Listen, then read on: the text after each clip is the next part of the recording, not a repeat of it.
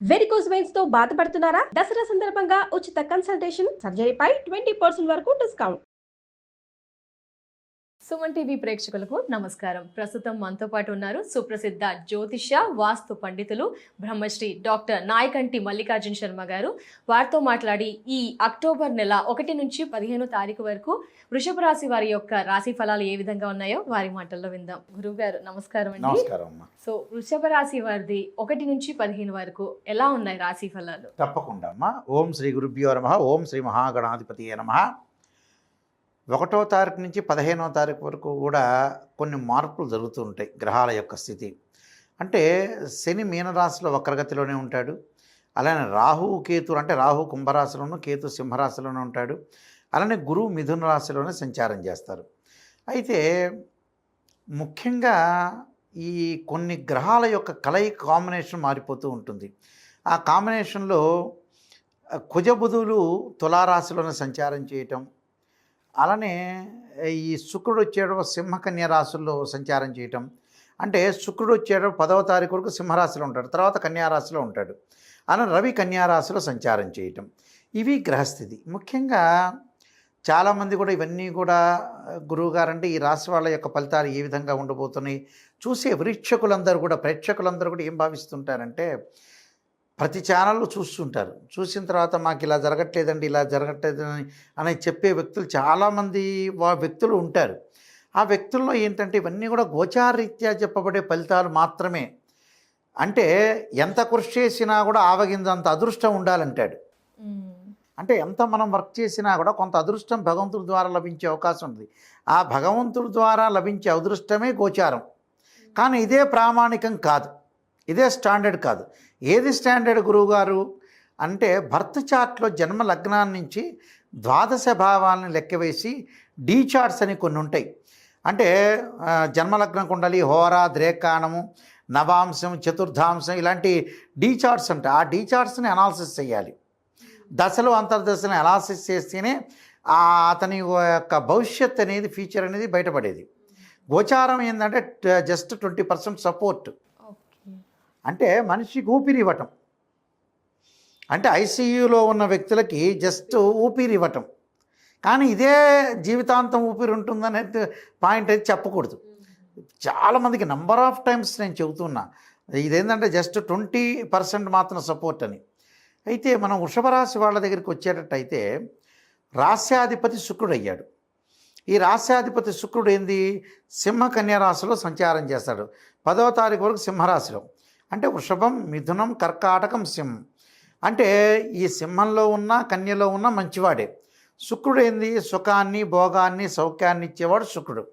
అంటే వీళ్ళు సుఖపడతారు, అనుభవించే అవకాశం ఉంది, అలానే ఎంజాయ్మెంట్ చేస్తారు, హ్యాపీగా ఉండే అవకాశాలు కూడా ఎక్కువగా ఉంటాయి.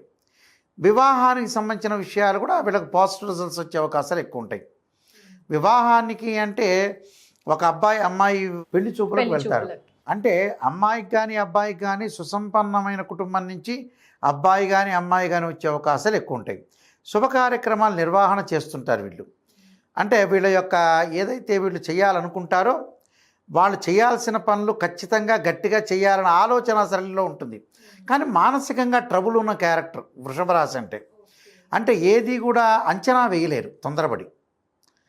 అంటే ఒక నీటి మీద పడవ ఉంటుంది చూసారా, అది ఒడ్డుకు చేరలేదు, స్టార్టింగ్ కూడా ఉండదు. అంటే బిగినింగ్ ఉండదు, ఎండింగ్ ఉండదు, అంటే మధ్యలో ఉంటారు. త్రిశంగ స్వర్గం. అంటే మానసికంగా ఆందోళన కలిగిన రాశి ఏంటంటే వృషభ రాశి. వృషభ రాశి వచ్చేటప్పుడు మానసికంగా ఆందోళన, మెంటలీ డిజార్డరు, ఏ పని చేయలేకపోవటం, పనులలో కొంత ఆలస్యం జరిగే అవకాశాలు ఉంటాయి కొంతమందికి. అంటే ఒక 10 మందిని మనం లెక్క వేసుకుంటే 7 మెంబర్స్కి ఉంటాయి ఈ క్యారెక్టర్ అనేది. అంటే వాళ్ళ యొక్క క్యారెక్టర్ ఏంటంటే బాగా సుఖపడాలి. అంటే రాస్యాధిపతి శుక్రుడు కదా, రాస్యాధిపతి శుక్రుడు అంటే ఏంటి, ఎంజాయ్మెంట్ చేయాలి, బయటకు తిరగాలి, ఎక్కువగా ఎక్స్కర్షన్స్కి వెళ్ళాలి, బయటంతా తిరుగుతూ ఉండాలి, లగ్జరీగా అనుభవించాలి, లగ్జరీ కారులో తిరగాలి. ఇలాంటి సన్నివేశాలన్నీ కూడా వాళ్ళకి ఎక్కువ ఉంటాయి. కానీ వాళ్ళు ఏదో ఆలోచన చేస్తుంటే ఏదో అవుతుంటుంది. వాళ్ళు చేసే ప్రతి పని కూడా కొన్ని పనులలో ఇన్కంప్లీట్ అవుతుంటుంది, పరిపూర్ణం కంప్లీట్ కాదు. కాబట్టి వృషభ రాశి వాళ్ళకి శుక్రగ్రహం అనే అనుకూలంగా ఉన్నాడు. ద్వితీయంలో గురువు బాగున్నాడు. అంటే ఇక్కడ లాభాధిపతి గురువు ద్వితీయ స్థానంలో ఉన్నాడు. లాభాధిపతి అవుతారు వీళ్ళకి. అష్టమాధిపతి గురువు ద్వితీయంలో ఉండటం వల్ల ఫైనాన్షియల్ పరంగా, ఆర్థిక పరంగా అనుకూలంగా ఉండే అవకాశాలు ఎక్కువ ఉంటాయి. అంటే నూతన ఉద్యోగాలు, నూతన వ్యాపారాలు ప్రారంభం చేయొచ్చు.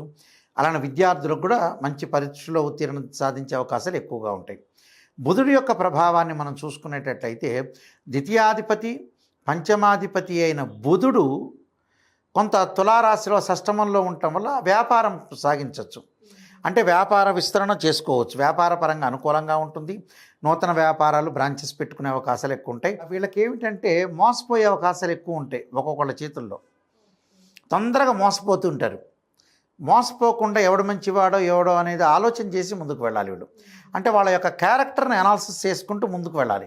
క్యారెక్టర్ అనాలిసిస్ అంటే ఒక వ్యక్తి మనతో పాటు చాలా సంవత్సరాలు తిరుగుతున్నా అతను ఎక్స్రే తీయాలి, స్కానింగ్ చేయాలి, సిటీ స్కాన్, ఎంఆర్ఐ స్కాన్ తీయాలి. అంటే వాళ్ళ యొక్క క్యారెక్టర్ని మనం అనాలిసిస్ చేయాలి. క్యారెక్టర్ని అనాలిసిస్ చేయాలంటే ఏమిటి? ఒక భార్య భర్తతో ఉంటే కూడా 5 సంవత్సరాలు కాపురం చేస్తే కూడా ఆ CT scan, MRI scan report రాదు. అలాగా ఒక మనిషిని చదవాలి. మనలో ఉన్న నెగిటివ్ని తీసేయాలి. అంటే నెగిటివ్ని తెలుసుకోవాలి, నెగిటివ్ని పాజిటివ్ చేసుకోవటం ఎలా చూసుకోవాలి. అంటే స్త్రీయ లోపం పెరుగుట పెద్ద విద్య, లోపం పెరిగిన వాడే పూర్ణుడవుతాట. అలానే రవి యొక్క బలం వల్ల కూడా ఉద్యోగము, నూతన ప్రయత్నాలు అనుకూలంగా ఉంటాయి. అలానే ఈ జాతకంలో వచ్చే శని వక్రగతిలో ఉండటం వల్ల వృత్తిపరంగా కొన్ని చికాకులు కలుగుతుంటాయి. వాళ్ళు ఏదైతే ప్రొఫెషన్ చేస్తున్నా ఆ ప్రొఫెషన్లో చికాకులు కలిగే అవకాశాలు ఎక్కువ ఉంటాయి. అలాంటి చికాకులు కలగకుండా జాగ్రత్త పడాలి. అలానే కేతు యొక్క బలం వల్ల తల్లి యొక్క ఆరోగ్య విషయంలో కూడా కొంత శ్రద్ధ పెట్టాలి. శ్రద్ధ పెట్టడమే చాలా మంచిది. అందువల్ల రాహు బలం వల్లనేమో విదేశాలకు వెళ్ళాలనుకుంటారు, కానీ కొంత ఆలస్యం జరిగే అవకాశాలు ఎక్కువ ఉంటాయి. కొన్ని పరిష్కార మార్గదిశలో కొన్ని రెమెడీస్ చేసుకొని ముందుకు వెళ్ళటం అనేది చాలా మంచిదమ్మా. మరి ఎలాంటి రెమెడీస్ గురువు గారు వృషభ రాశి వారికి ఏం తెలియజేస్తారు? తప్పకుండా గణపతిని గకార స్తోత్రంతో పూజ చేయటం. అంటే గణపతిని అంటే ఏది కూడా విఘ్నం కలగకుండా, ఆలస్యం లేకుండా, వాళ్ళు చేసే పనులకు ఏదైతే ఆటంకం లేకుండా చూసుకోవాలంటే గణపతి యొక్క ఆరాధన చేయాలి. వృషభ రాశి వాళ్ళకి ఏదైతే వాళ్ళ బర్త్ చార్ట్లో దోషాలు ఉన్నాయో, వివాహపరంగా ఇబ్బందులు ఏమన్నా కలిగితే వాళ్ళు ఖచ్చితంగా శుక్రుడిని భృగుపాశుపత రుద్రాభిషేకం చేయించుకోవటం. ఆరోగ్యపరంగా అంటే దీర్ఘకాలిక వ్యాధులు కొద్దిగా విషయంలో కొంత శ్రద్ధ పెట్టాలి గోచారీత్యా.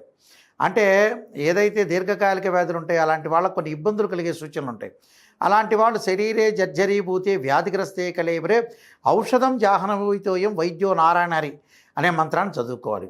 ఎన్నిసార్లు అని డౌట్ వస్తుంది గురు. వాళ్ళు చేయాల్సింది ఏంటంటే రోజు 11 సార్లు చదువుకోవటం మంచిది. ఎందుకంటే ఇవన్నీ కూడా గోచారీత్యా చెప్పబడే ఫలితాలే, జన్మ లగ్నాన్ని అనుసరించి చెప్పబడే ఫలితాలు కాదు. కాబట్టి జాగ్రత్తగా ఉండి భగవంతుడి యొక్క ఆరాధన వల్ల వాళ్ళు ముందుకెళ్తే మంచి జరిగే అవకాశం ఖచ్చితంగా ఉంటుందమ్మా. ధన్యవాదాలు గురువు గారు, విలువైన సమయాన్ని కేటాయించి వృషభ రాశి యొక్క 1 నుంచి 15 అక్టోబర్ తెలియజేసినందుకు, రెమెడీస్ కూడా చాలా చక్కగా చెప్పినందుకు. నమస్తే గురువు గారు. నమస్కారం.